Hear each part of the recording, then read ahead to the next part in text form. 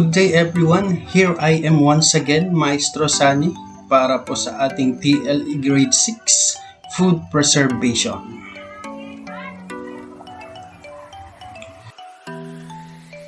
Start with, food preservation is the process of preparing food for future consumption by preventing its spoilage. The proper storage and preparation of foods for future use has been a major concern not only of the family but also of the food industry.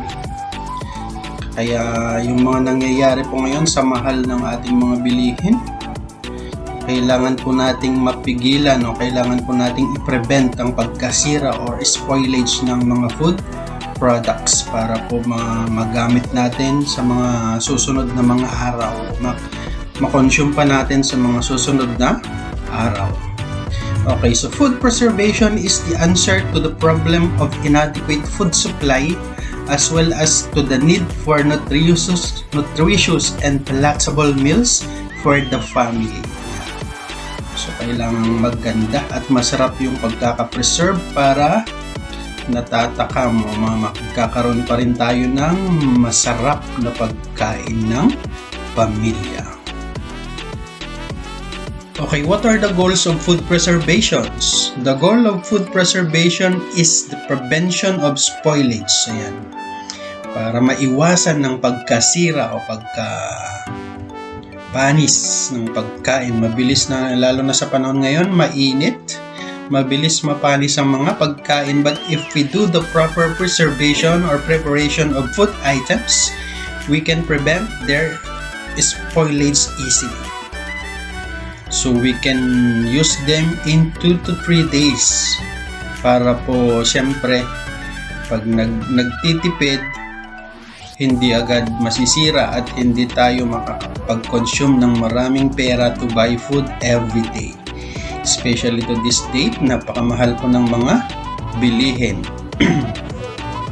Delay in the use of fresh foods alters its freshness, taste, and nutritive value, thus resulting to spoilage. Spoiled food become unfit for use. Siyempre, pagka napanis na, pag kinain mo yan, sasakit ang tiyan, ma-hospital.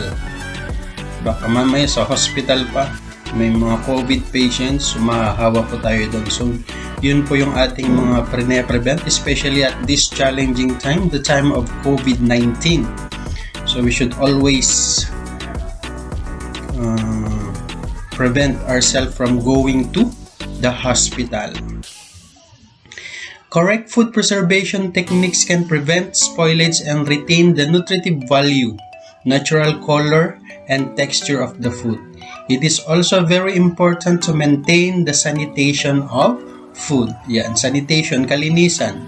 It's very important. Sabi nga, di ba, maghugas, maglinis in order to prevent viruses, especially the COVID-19. So we should always maintain sanitation, food sanitation, and freshness. Food by nature is perishable. Without intervention, food falls victim to the forces of nature, namely bacteria, yeast, and fungus, and begin to degrade. The effects of food spoilage are not only unappetizing, but the agent of spoilage can also cause foodborne illness or even death. Ayan. It can also cause death. Siyempre, pagka nakakain ng sirang pagkain, yun. Then, for thousands of years, humans have been using various methods to prolong the freshness and safety of their foods to stabilize their food supply. While some of these methods are relatively new, many of them date back to ancient time. We may have refined the process and come to better understand the mechanisms, but the basic concepts remain the same today. Here are a few of the most common ways to preserve foods. Ito yung mga ilan sa mga mahahalaga or sa mga laging ginagamit, the common ways to preserve food. Okay, so different ways or methods of food preservation. Drying. This is the easiest and most common method. The moisture content of food is removed. Ayan, i-dry. Drying under the sun. Yan yung mga ginagamit especially sa mga fish ports. Yan, pagka hindi nila nabenta yung karamihan sa kanilang mga pagkain or meron talaga yung mga pinatuto yung mga pagkain kagaya ng pinatuto yung mga isda kagaya ng ang pinaka common po dyan ay ang tuyo na paborito ng mga Pilipino. Excuse me. Food is salted and placed under the heat of the sun. Nilalagyan ng asin bago ipainit sa araw. Pwede po rin natin gawin sa bahay, especially pag nakitang mura ang galunggong, especially pag mura, pwedeng mag-preserve. Then mechanical dryer is another. It is uses artificial heated air with the use of a machine. Ayan. Example sa drying ay tuyo, pork skin, munggo, shrimp. Ayan. So those are yung mga iba din para hindi masira yung ating palay. Yan, pinatutuyo rin po sa araw para hindi masira yung bagong aning palay. Pinatutuyo sa araw para po mai-preserve ng kahit mga ilang buwan at hindi agad masira. Even yung corn, yung bagong aning corn, papatuyo rin sa araw. Yun yung mga example na pwedeng mag-underwent ng drying as a way of food preservation. There is salting, application of salt to the food to be preserved. Ayan. Siyempre, unang-una din yung ating salted egg o yung red egg na sinasabi nila, pero actually kinulayan lang po yun ng red, pero yun po actually ay salted egg. Yan, o kaya bagoong burong mangga or burong mustard or burong kangkong. Yun, yung mga masarap, common sa mga Filipino. Then salted egg and fish sauce. Yun yung mga ginagamitan ng asin para ma-prolong at hindi madaling masira. Excuse me. Number 3 is freezing. This is a quick and convenient way to preserve food such as meat, poultry, and fish, which are stored in a freezer until they are to be consumed. Ayan. Ang ginagawa po ni nanay or ng mga nanay dyan sa ating mga tahanan, syempre, pag namalengke, ang hirap po yung labas ng labas. Kada magluto ay lalabas. Naka-prone po tayo sa COVID virus. So, ang ginagawa, dinadamihan na lang po ang pagbili, especially ng mga isda, ng mga karne. Pero, nilalagay po yan sa freezer para po ma-preserve ang kanyang freshness at hindi madaling masira.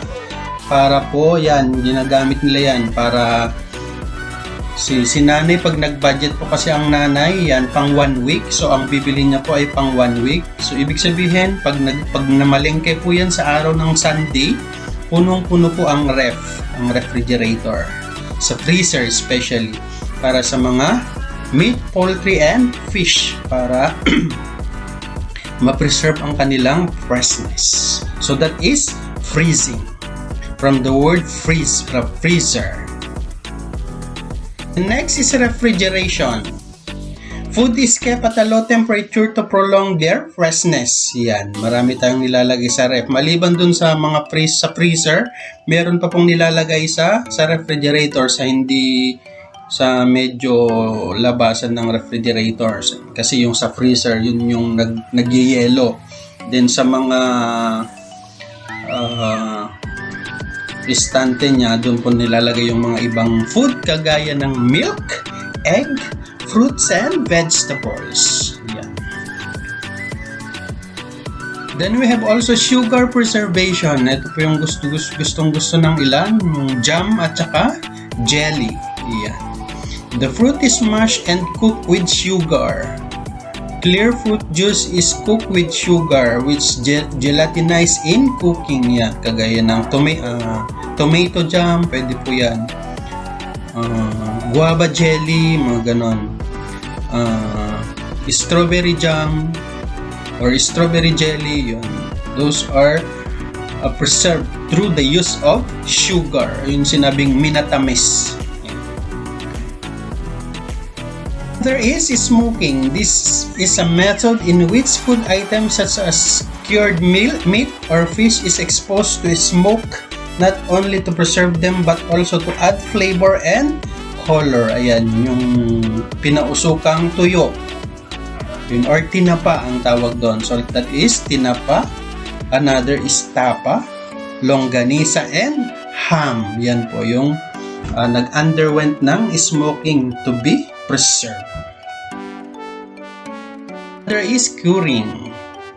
This method is done by soaking or injecting meat with preservatives like sugar, salt, and vinegar solution. Ayan. Example po niyan si longganisa at tocino. Is pickling. So, yan yung pickle. Meron tayong papaya pickle, mga vegetable pickles. Ayan. Nilalagyan ng vinegar as its main.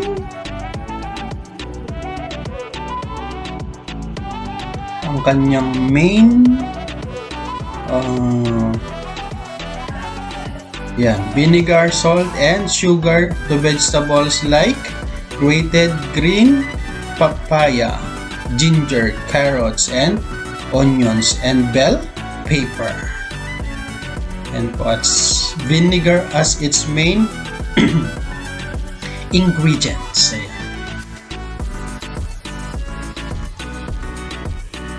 We have canning. This method is in which processed food is placed and sealed in airtight cans. Ayan, example, sardine, tomato sauce, pineapple sauce, or pineapple juice, or pineapple chunk. So, yun.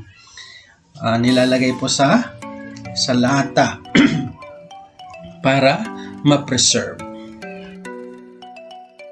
Those are the 9 common ways of preserving foods. Okay, so we have here learning task number 1. Fill in the blanks with the correct answer. Choose the correct answer inside the star. So, ayan po. Pipiliin dito sa star. Task number 2. So, write 5 ways of food preservation available in your community. Yan yung ginagamit. Yung common ways of preserving food na ginagamit sa community. What I have learned today is food preservation is one of the methods to protect food from unwanted microbial growth.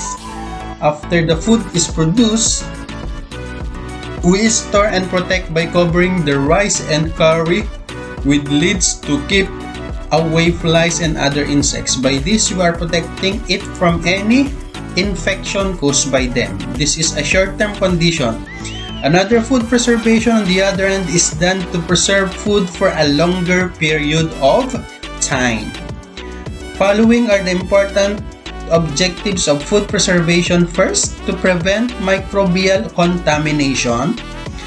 Next, to kill pathogens and to minimize food spoilage and food poisoning, of course.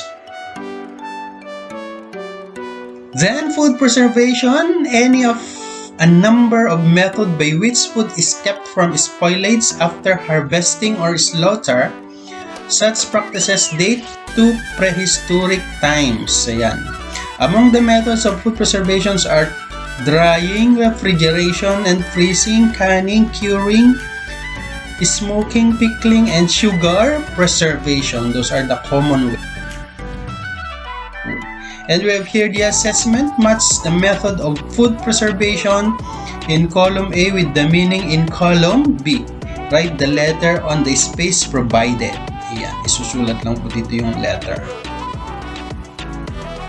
Here, learning task number 1.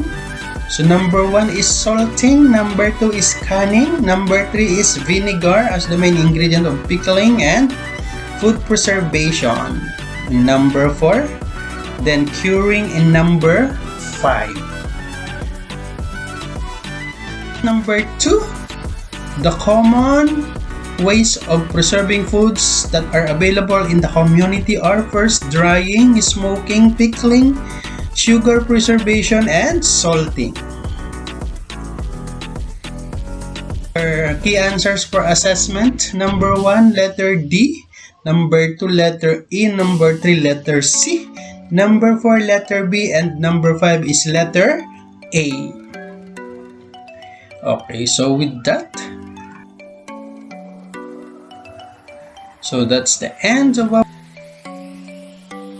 TLE HE Grade 6. Para po sa mga hindi pa nakapag-subscribe sa aking YouTube channel, please do subscribe. Click the subscribe button and the notification bell. Very much for listening.